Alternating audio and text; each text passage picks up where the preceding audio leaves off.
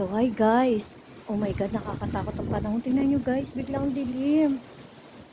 Ulala. Ulala. Diyos ko Lord. Ulala. Dilim.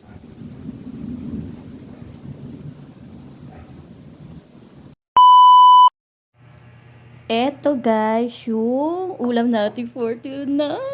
Okra, talong, tuyo. Sabi ko, 7 lang ang aking ipipirito na tuyo. Sabi ko, para isang amuyan na lang ng tuyo, pinirito ko na lahat. Kung di man maubos, may ulam na ako bukas na tanghali. And then itong okra at saka talong, ito ay galing sa Cavite na umuwi kami. Di ko alam kung tanim namin to o may nagbigay sa tita ko. So anyway, so ayan, takpala lang muna natin para ma-preserve yung init. And then meron pa ako natitirang talong dito guys. And then habang nagluluto ako, ako'y nagliligpit ng mga pinagamita kanina pantanghali guys. Medyo tinamad ang lola nyo kasi nga, naglaban ng mga pantalon, pagod na pagod. Alam niyo naman pantalon, mabigat. Tapos, pagkatapos nung nagpahinga, hinatid ko yung anak ko sa school din, nagbayad ako ng mga bills. Hindi ko na rin nakuhanan guys dahil sobrang, ay nako, nawala na rin sa isip ko. Tapos biglang umulan, sakit sa ulo guys ngayon. Ayan, konti na lang itong pipirito natin guys, talong. Ayan, ito ang magiging dinner natin for tonight. Kasi mabubulok na. Kaya pinagluluto ko na lahat guys. Konti na, ay! Konti na lang to at yan.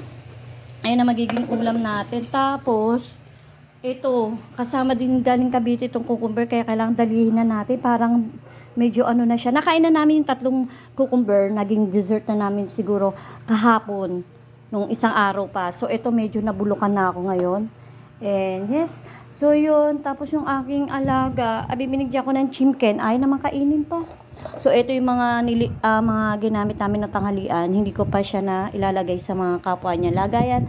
Tapos, ito pa yung ulam nito na chicken. Ang gusto talaga niya ay chicken at saka liver. Kaninang tanghali kasi liver yung binigay ko sa kanya. So, anyway, tuloy na natin itong ating pagliligpit. And ito yung mantika na ginamit ko kanina. Ang lunch ng anak ko kanina ay fried chicken. Tapos, pinagluto ako ng liver. And then, yung mga used oil na dati na hindi na pwede ilang ulit na. Siguro nakatatlo na ako, 4. Ayan, itinapon ko na at lilinisin natin ng talagang very, very hard yan. So, yun lang guys. So, ayan, pwede na to. Luto na siguro tong talo. Praso lang naman. Ayan, luto na yan. So, ayan, tapos na tayo. Diyos ko. So, ibig sabihin niyan guys, mag-shampoo na ako ng ulo niya mamaya kasi nga, amoy tuyo na yung buho ko guys. So, anyways, hindi ako nag-shampoo ng lagi. Every other day. So, yun lang guys. Thank you for watching. Tatapusin lang natin to.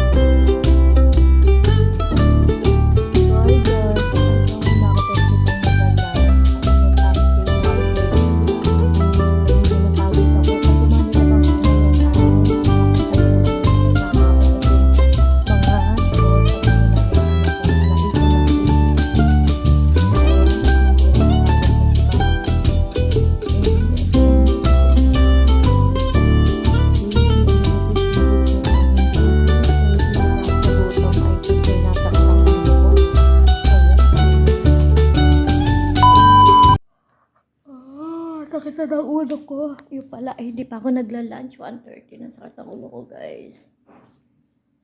Ayan, tayo kakain muna ang anong ating ulam. Siyempre, yung ating kakainin ay yung tirang kanin. And then, yung ulam ay, naglabas ako ng tuyo, guys. Tuyo. Tuyo ang ating ulam. Tuyo. Ayan, guys, tuyo. Wait. Pakita ko sa inyo. Ano ba? Meron sa rep. Ito nakakain na. Ikaw lang ano ulam.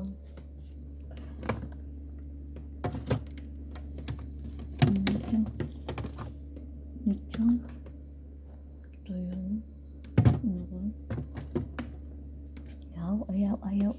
Ayaw ko na lechon. Guys. Ito na kaya. Ito UNESCO. Tira ka lang. Kakalo lang aking uulamin. Wala na naman ang cabinet. Wala na guys, ubos na.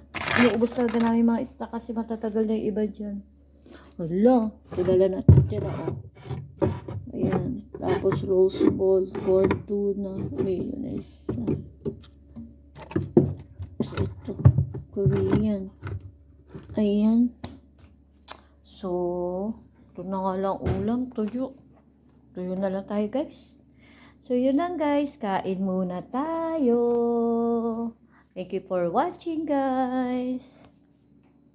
Teka, ano ba yung ulam? O, diba? Tuyo. Okay lang eh. Tuyo. O, diba? Healthy.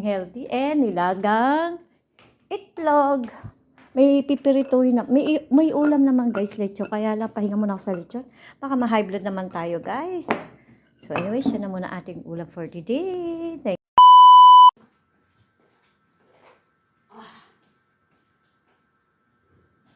Guys, ano na